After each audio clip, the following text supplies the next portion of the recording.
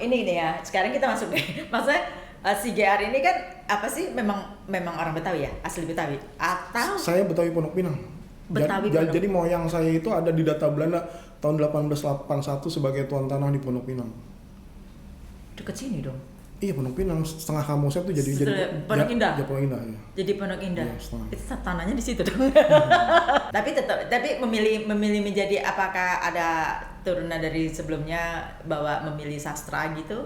Pilihan atau? Oh, enggak ada, cuma kalau dari bapak saya tuh memang ada jiwa seninya. Bapak saya hobinya motret gitu kan. Suka motret ya? Iya. Apa gambar gitu, terus nulis tuh, baca buku. Kita di keluarga saya dulu memang bapak saya dulu langganan Kompas, Tempo, sama Femina buat ibu saya. Saya dilangganin Pos Kota karena saya kan senang kartun itu. Pos Kota, berarti kita mirip-mirip lah ya generasinya ya. apa malahan saya yang lebih ini kalau itu Pos Kota. Jadi memilih sastra ini dari mana? Apa setelah karena keluarga? Oh, awalnya tuh gini, karena saya kan senang baca sastra. Kalau hari Minggu saya baca sastra itu hari edisi Minggu, misalnya Kompas, koran Tempo segala macam lah, koran-koran masa itu, kok tidak ada yang membawa tema Betawi. Akhirnya saya masuk ke tema Betawi itu. Sebelumnya saya menulis sastra. Bukan karena kita orang Betawi jadi kita ingin. Ya, justru karena itu karena tidak ada yang mengolah Betawi, kok nggak ada yang nongol dari Betawi untuk sastra. Akhirnya saya bikin sastra yang bergenre Betawi. Yang ditonjolkan dari Betawinya itu apa?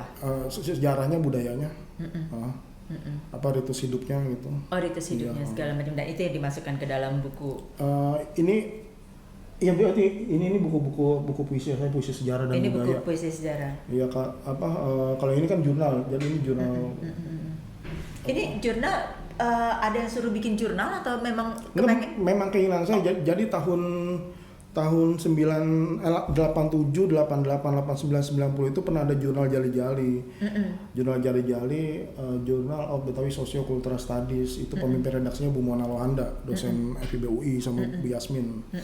Mereka penggeraknya. Lantas tahun 2012 tuh saya temuin Bu Mona untuk, Bu, saya mau bikin jurnal mirip Jali-Jali namanya Istanbul. Oh, bagus bang.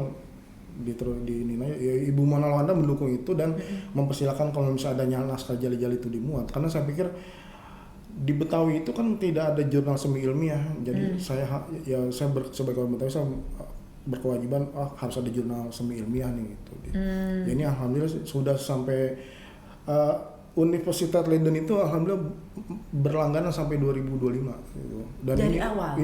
Iya, ini kan 2021. Jadi dulu 2012 pernah terbit, berhenti. Terus 2021 terbit lagi. Ini edisi ini 2021, ini 2022.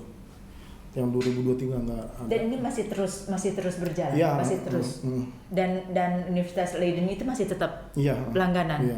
Apa yang membuat dia tertarik gitu loh untuk mengetahui atau untuk langganan? Perlu saya sampaikan nggak? Perlu aja sih. Apa yang membuat dia tertarik? Maksudnya gini, maaf ya, kita sebagai orang Indonesia ya mungkin juga sebagian orang Betawi asli sendiri itu nggak begitu peduli dengan gini-ginian. Memang. Saya terlalu tudupan banget ya. Nggak apa-apa. Nggak apa. Tapi kalau saya bongkar juga nanti bangsa kita yang malu, bangsa kita. Gini, ini ada plus ada minusnya ya. Antara malu itu menjadi satu landasan nantinya bahwa kita lebih memperhatikan budaya sendiri, atau malu itu menjadi sarkastik bisa gitu ya. Tapi kan itu kan ada pilihan. Biarlah pilihan itu yang menentukan mereka yang mendengarkan, betul nggak? Kalau setuju gitu kan. Kenapa orang yang di sana itu lebih tertarik untuk membaca budaya, atau untuk bahaya ya ini ya, atau untuk mengetahui sampai dalam-dalamnya, sampai usus-ususnya itu seperti apa sih. Ini kan menarik sekali sebenarnya. Ya itu makanya Belanda itu sampai punya Kit LV Leiden. Akhirnya mereka sekarang bikin kan Kit LV Jakarta sendiri kan. Karena memang Belanda itu kan dia masih menjajah kita di masa kolonial itu, mereka kan tidak hanya menjajah tapi juga kan melakukan pencatatan kan. Pencatatan nama-nama kampung, nama-nama jalan, terus kandungan alam kita. Dan yang namanya Gubernur Jenderal di Hindia Belanda itu ada 6 orang kalau nggak salah gubernur jenderal yang melakukan pencatatan sendiri. Jadi secara individu atau secara individu dia. Ada yang paling terkenal ya Dendels ya. Dendels malah lupa tuh saya, History of Java itu kan. Itu kan bukunya sampai sekarang kan menjadi buku pedoman orang untuk mempelajari sejarah kita. Ya, itu kan Belanda memang harus kita akuin dia teliti lah untuk pencatatan itu. Makanya waktu itu saya pernah ditanya, Bang, apa urusannya Belanda mencatat tentang alam kita segala macam? Ya karena mereka lebih intelek daripada kita. Mereka punya universitas dari tahun berapa itu kan. Itu dijadikan research tidak? Iya. Saya pernah rapat dengan orang kita FI Jakarta itu. Mereka itu mencari buku-buku tentang Indonesia ke pelosok-pelosok daerah, mencari buku itu untuk dibawa ke negeri Belanda untuk dipelajari. Tujuannya apa ya? Maaf ya, nanti katanya kembali lagi sebelum 45. Enggak dong ya. Sekarang kalau jajahan-jajahan itu lebih ke makanan, lebih ke fashion. Ya tujuan mereka karena mereka perhatian terhadap bukan negara yang pernah dijajahnya ya, tapi mereka punya perhatian terhadap ilmu pengetahuan. Mereka lebih intelek daripada kita yang atau mereka menemukan sesuatu yang menarik sebenarnya di Batavia ini atau di Indonesia ini. Jelas, karena kita kan sangat kaya di dalam kebudayaan kan. Kuliner, pakaian, tari-tarian juga kan itu. Nah, tapi saya balik lagi ke soal Belanda, kenapa mereka tertarik mengoleksi buku-buku tentang Indonesia gitu kan. Ya karena itu negara kita kan negara yang sangat kaya di persoalan-persoalan budaya itu kan, persoalan seni, sejarah gitu kan. Nah, lucunya di kita kan kita tidak mempunyai ketertarikan di situ. Saya pernah ditanya kendala bikin buku, saya bilang bikin buku nggak ada kendalanya. Iya betul, setuju itu saya. Karena saya memang bidang saya di penulisan. Kendala bikin buku itu apa? Pencetakannya. Mencetak kan pakai uang, bayar ke percetakan kan pakai uang. Di kita itu kan lebih banyak orang misalnya bersedia nyawer untuk kegiatan-kegiatan yang panggung-panggung hiburan. Yang gitu. Hanya sekali begitu selesai. Ya kan? Ya. Apa namanya? Bukan researchnya ya yang bukan, makanya bikin. Dengan jumlah uang misalnya uangnya cuma 40 juta untuk bikin buku, itu mereka nggak mau keluar, tapi kalau untuk misalnya acara-acara panggungnya sampai ratusan juta itu mereka cepet patungan gitu kan. Itu kan sangat menyedihkan. Maksud saya pemerintah kita juga kan seperti itu akhirnya. Tapi kan ada seperti kita punya kementerian ya masih ada juga yang jalan. Contoh sekarang misalnya Kepala Dinas Kebudayaan yang sekarang Pak Henry Iwan Wardana, saya akuin mungkin ada latar belakang beliau sebagai orang perpustakaan. Cuma sekarang saya lihat beliau punya gerakan-gerakan yang intelek lah. Beliau memicu orang untuk menulis buku. Di zamannya beliau sekarang itu banyak terbit buku-buku tentang Jakarta gitu kan. Itu kan maksud saya pejabat itu kan bukan cuma persoalan dia datang ke acara kasih sambutan selesai cabut gitu kan. Bukan semata itu kan harus ada kegiatan-kegiatan yang lebih cerdas yang keluar dari kepalanya dia. Saya pernah ketemu dengan Kadis Bud, bukan Jakarta ya, di kota lain gitu, di provinsi lain. Kadis Parbud itu provinsi, itu dia dengan bangganya ngomongin soal bagaimana dia 3 hari bisa menutup jalan di kotanya itu untuk fun bike. Bagi saya itu alangkah menyedihkan pemikiran seperti itu muncul dari seorang kepala dinas kebudayaan, pariwisata dan kebudayaan. Itu pemikiran-pemikiran cemen kayak gitu menurut saya nggak perlu keluar dari seorang pejabat provinsi. Itu anak-anak Karang Taruna juga bisa kalau cuma berpikir seperti itu. Nah, di kita kan lemahnya kan soal bagaimana seorang pejabat itu punya ini nanti apa yang saya tinggalkan setelah saya tidak menjabat, apa yang saya lakukan ketika saya menjabat, kan harusnya dipikirkan seperti itu. Makanya saya selalu dengan Pak Iwan Henry Wardana itu dia soal menerbitkan buku, mengajak orang untuk bikin acara buku. Ada di kantornya itu saya di Kuwait itu dikasih buku banyak terbitan yang semasanya beliau itu. Aduh bagus banget ya. Itu kan pejabat itu kan, makanya saya bisa bilang kalau sekedar jadi pejabat datang ke acara lantas sambutan pulang itu sih, lantas yang dia tinggalkan itu nanti apa bentuknya apa. Di Yunani itu kan ada istilah scripta manean verba volant. apa yang ditulis akan abadi, apa yang diucapkan akan hilang begitu saja. Betul itu. Contoh di buku-buku ini ada tulisan-tulisan Bu Susi Aminah Aziz, lantas Pak SM Ardan, orangnya udah meninggal, tapi dengan adanya tulisan yang masih ada kan masih dikenal orang gitu kan. Ya itu juga yang membuat saya misalnya membuat buku-buku tentang Betawi, tentang Batavia. Ini ada komunitasnya nggak sih sebenarnya Betawinya? Kebanyakan di seni ya, kegiatan seni ya.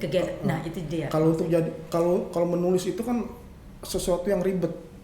Saya akuin ribet menulis itu karena kita perlu riset, kita perlu riset pustaka, wawancara, kita datangi tempatnya gitu kan. Nanti setelah datanya terkumpul itu kita harus menulis gitu kan, menganalisa dulu sebenarnya, terus compile semuanya ya, terus kemudian baru menulis. Nah, dan apa yang mau ditulis juga mesti kita pikirkan ya. Iya betul kan, sebelum dilempar ke pasaran kan kita harus tahu dulu ini buku kira-kira perlu dibikin nggak, ini buku kira-kira kalau dibikin lewat begitu aja atau justru menjadi monumen bagi seorang si penulisnya itu. Tapi kan ada juga si penulis hanya memikirkan diri sendiri aja, pokoknya gue nulis aja, mau dibaca nggak dibaca terserah, nulis aja gitu loh. Apakah itu menjadi salah satu kendala juga dalam hal kita menulis, jadi penulis dan memberitakan atau mengirim pesan-pesan dalam bentuk buku? Itu penulis yang seperti itu karyanya dia simpan sendiri atau dia itu dia pertanyaannya. Bisa jadi juga dia sebarkan ke orang, tapi karena dia juga nggak ada beban, maksudnya yang penting saya menulis gitu kan, banyak yang seperti itu sebenarnya. Maksudnya jadi menulisnya itu penuh arti atau tidaknya kita nggak tahu ya. Artinya seperti apa. Kalau ini kan apa sih, menulis sesuatu yang you concern, maksudnya khawatir ada satu patahan atau bagian yang hilang dari sejarah. Ini kan sebenarnya kita bicara sejarah budaya kan sebenarnya gitu loh. Nah, kembali lagi, ini dalam bahasa apa sih? Bahasa Inggris. Indonesia. Bahasa Indonesia. Tapi ini sebenarnya dibuat untuk Belanda. Enggak, ini dibuat untuk orang Indonesia atau orang bangsa lain yang tertarik terhadap Indonesia gitu. Nah, dan Betawi. Nah, Betawi. Orang Betawinya sendiri seperti apa? Pusing ya.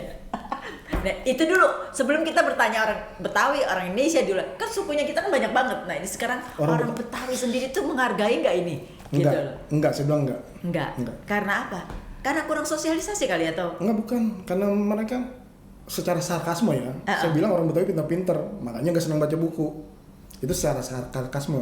Tapi secara kenyataannya adalah mereka memang tidak mau yang berat-berat itu. Tapi Bang, coba saya sebelum dilanjutin. Ini kan zamannya digital. Iya. Ya kan? Ya tentu aja malas baca buku. Digital itu kan semuanya di sini nih. Udah gitu kan, ya kan tadi bilang kita nggak mau baca, denger.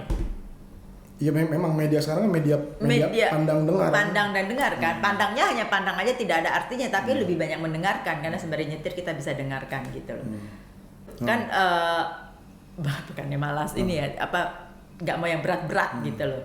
Apakah itu juga karena adaptasi dengan digital, era digital ini, atau memang pada dasarnya ya seperti itu? Sebenarnya sih masalah gadget dengan buku itu kan itu hanya masalah media. Tapi kalau dari pengalaman saya ketika saya naik kereta, saya naik busway itu kan orang tidak membaca, orang menonton Korea, Jepang tuh, lantas India, dan mendengar musik, mendengar berita gitu kan. Tidak pernah ada saya lihat orang membaca buku, dan di penerbitan saya, penerbit pada saat ini saya tidak main PDF memang. Orang ada beberapa orang yang minta PDF, saya enggak, karena PDF itu tidak mempunyai kasta di dalam penulisan. Menurut saya dan beberapa orang juga bilang begitu. Buku itu masih punya kasta, karena misalnya buku saya kasih ke Mbak kan, Mbak saya ulang tahun saya kasih hadiah. Tidak ada orang mengasih hadiah berupa USB. Iya, nggak ada. Atau berupa link. Kan buku itu kan tetap punya nilai di kalangan akademisi, di kalangan pendidik itu kan buku itu tetap perlu. Makanya itu akhirnya ada kejahatan di soal ISBN. Bagaimana ISBN ribuan apa katanya? Iya. ISBN keluar tapi bukunya nggak ada. Atau buku dibikin cuma 3 hanya untuk naik pangkat di instansi di kampus itu kan. Itu kan akhirnya kalau emang dibilang buku itu nggak ada harganya, kok ada kejahatan di ISBN itu? Saya nggak percaya sih kalau buku nggak ada harganya, karena saya juga pencinta pembaca. Ya kan kalau di anak itu kan, misalnya saya dari kecil tuh udah baca Intisari tuh. Oh iya, tadi bapak saya langganannya Intisari. Saya juga dulu baca Intisari. Saya kan tuh langganan Intisari, jadi saya tahu misalnya tulisan-tulisan Pak Al-Katanzil tentang perjalanan, permainan Fizik apa tuh segala macam. Saya membaca Kompas, saya membaca Tempo, saya juga membaca Femina gitu kan. Anak kecil itu kan, saya juga membaca Doyok segala macam. Kan dia kan tingkat pemikirannya kan bandingkan anak yang suka membaca dengan yang tidak membaca, itu nalarnya akan lebih tajam anak-anak yang membaca buku. Ya sekarang ada gadget itu ya, itu kan bahaya sebenarnya. Permainan games itu kan anak-anak sekarang kan lebih agresif dan destruktif. Dulu zaman saya kecil, kita bikin nangis anak orang itu takut. Sekarang bukan cuma bikin nangis, ngebunuh. Anak SMP sudah ngebunuh anak SD ngebunuh temennya. Anak SMP, SMA membunuh, itu dari mana? Betul, memang permainan itu hanya permainan kalau kita tonton. Orang ditembak, udah jatuh masih dipakai senjata kelewang waktu itu, masih dihantam. Betul, itu permainan. Cuma ingat 5-10 tahun ke depan itu pribadi dia akan rusak. Itu membentuk dia punya ini ya. Iya, menjadi anak-anak yang destruksi, yang bawaannya tuh mau mencelakai orang lain tanpa rasa takut, tanpa rasa bersalah, tanpa rasa malu. Itu kan dari permainan. Beda dengan anak-anak dulu, misalnya dia bikin rumah-rumahan, dia bikin kemah-kemahan bareng, sepeda rusak dia beresin bareng. Itu kan jiwa kebersamaannya kan ada. Kalau anak-anak sekarang kan enggak. Nah Bang, kalau bagaimana kesukaan baca buku itu kita kembalikan di zaman now gitu loh. Susah banget nggak sih? Sebenarnya itu tergantung yang di atas, orang tua, pemerintah. Anak kecil itu kan tergantung orang tua. Saya dulu waktu saya kecil saya termasuk orang yang ekonominya makmur lah, sangat makmur saya waktu kecil. Cuma bapak saya tidak pernah membelikan saya game, zaman itu Gimot. Iya. Tidak boleh di rumah ada video player, zaman VHS itu. Jadi anak tuh tergantung orang tua. Kalau sekarang orang tua sekarang kan udah, yang penting anaknya anteng, berjam-jam main HP. Dia tidak berpikir bahwa itu bisa merusak matanya, bisa merusak jiwanya gitu kan. Beda dengan misalnya bapak saya termasuk orang yang ketat gitu kan. Ulang tahun nggak boleh gitu kan. Nah kalau misalnya di akademika gitu, dosen-dosen, guru gitu tuh juga pengaruh kan kalau untuk mengencourage anak-anaknya baca buku atau apa, karena sekarang kayaknya jarang sekali mereka dikasih ini baca ini bagus gitu. Dulu saya sekolah ya, dosen atau apa bisa bilang bukan buku pelajaran, tapi dia memberikan buku ini, kamu tahu nggak ini bukunya bagus nih, saya kasih pinjam, misalnya seperti itu. Itu kan tanggung jawab mereka, maksudnya itu tanggung jawab orang tua, tanggung jawab pemerintah. Ya orang tua itu kan sandingannya kan dosen, pengajar, guru. Tapi sekarang ini makin lama makin diminishing, makin menghilang gitu. Tergantung orang tuanya mau seperti apa, dia mau membentuk anaknya menjadi apa, seperti apa gitu kan. Kalau dia penting anaknya pendiam, makanya sekarang anak-anak sekarang kan bisa dibilang anak-anak yang antisosial. Saya tidak menghakimi, saya bicara berdasarkan fakta yang saya lihat.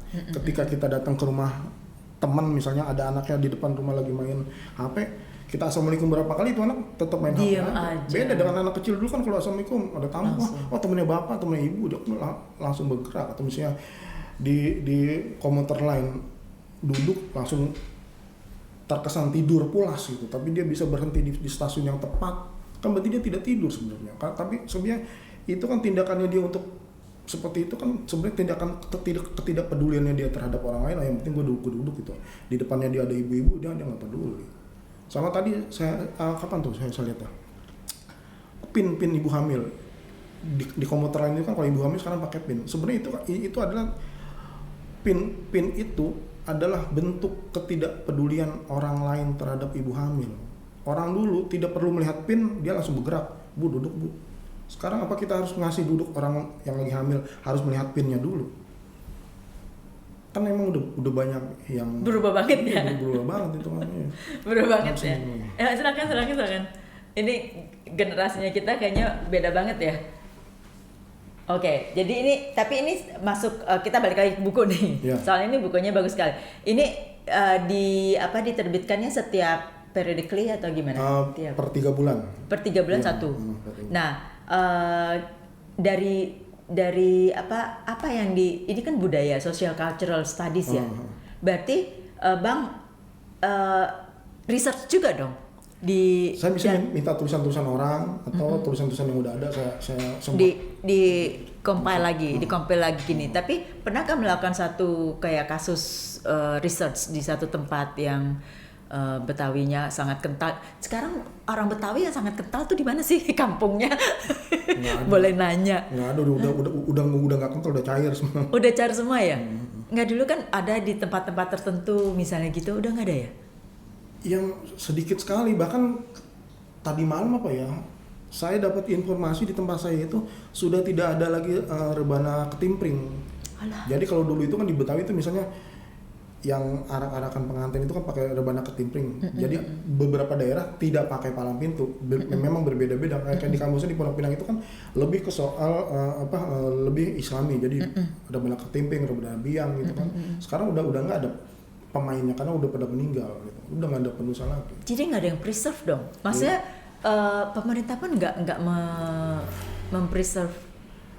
Sebenarnya tidak terjadi di semua daerah ya. Maksudnya hanya di daerah khusus di. Iya, di beberapa daerah yang orang-orang pemerintahnya tidak punya kepedulian pasti akan seperti itu. Cuma kalau misalnya lurahnya punya kepedulian, terus RW-nya, RT-nya, lurahnya, terus camat yang punya kepedulian, itu tidak akan terjadi. Kalau mengerti dari ya contohnya kampung saya di Pondok Pinang itu yang dulu dikenal sebagai kampung tukang kayu, industri kayu gitu kan, kampung Jawara, kampung ulama.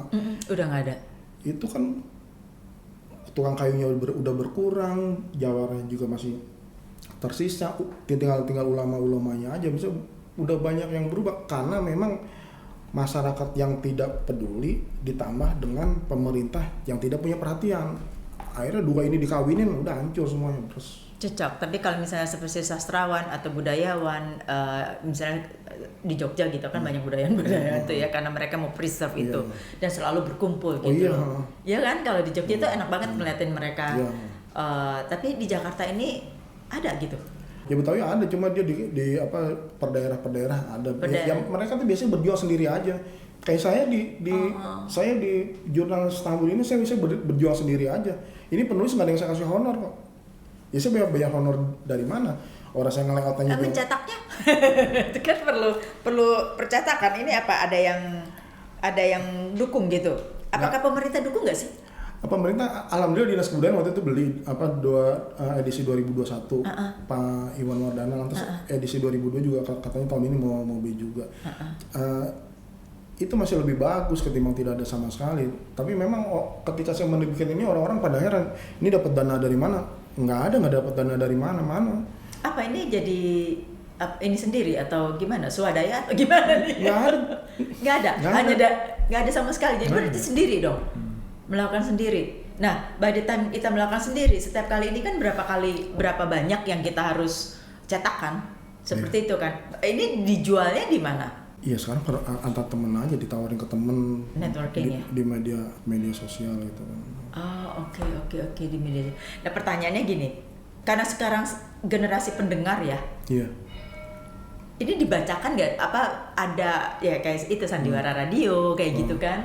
Itu atau sekarang kan seperti Spotify, ini lebih kerennya lah. Kalau radio kan anak-anak Gen Z sekarang bilang radio gitu kan. Tapi kita lebih ke ininya adalah kayak seperti Spotify, kemudian Apple Music. Itu Spotify kan juga memberikan wadah atau memberikan link kayak podcast gini. Itu saya masukkan ke Spotify gitu loh. Nah, apakah ini juga menjadi salah satu bagian dari Spotify itu, tapi kita harus membaca, harus ada orang yang baca gitu loh. Apakah boring nggak gitu dengan membaca itu? Kalau itu saya kembalikan ke orangnya masing-masing aja. Kalau dia masih mau memerlukan ilmu dengan cara membaca, ya ya membaca buku, kalau tidak ya udah dengan cara yang lain yang akhirnya dia bisa juga tidak mempunyai ilmu atau mempunyai ilmu dengan isi kandungan yang lain gitu kan. Ya kalau saya sih memang saya merasa diri saya sendiri, saya merasa berkewajiban untuk membuat jurnal ini, membuat buku-buku misalnya tentang kampung-kampung di Betawi, tentang sejarah Batavia segala macam. Itu kan hanya untuk ini aja, apa namanya, manusia itu kan harus ada gunanya. Iya. Saya sebagai penulis ada gunanya nggak? Ketika saya menulis ada gunanya, ya ini kan alhamdulillah. Ini Gibran banget gitu ya. Udah di respon sampai ke Belanda kan itu. Alhamdulillah kan, bukan sebenarnya lebih ke soal pendokumentasian. Kalau saya ini saya adalah pendokumentasian. Saat pertama kali Belanda approach itu gimana? Universitas di sana Leiden. Memang sekolah di sana dulu ya? Oh enggak. Enggak. Cuma saya waktu itu pernah penerbit Padasam pernah menerbitkan buku didanai sama kerajaan Belanda. Kerajaan Belanda. Ya mereka tahu buku-buku saya seperti ini, ya mereka respon, ya udah. Karena Batavia itu kan punya kedekatan psikologis dengan Belanda. Iya, itu udah pasti. Kan cuma di sini yang dijajah 350 tahun, bukan di Nusantara. Bukan di Nusantara, di sini di Jakarta, iya, di Batavia, betul itu.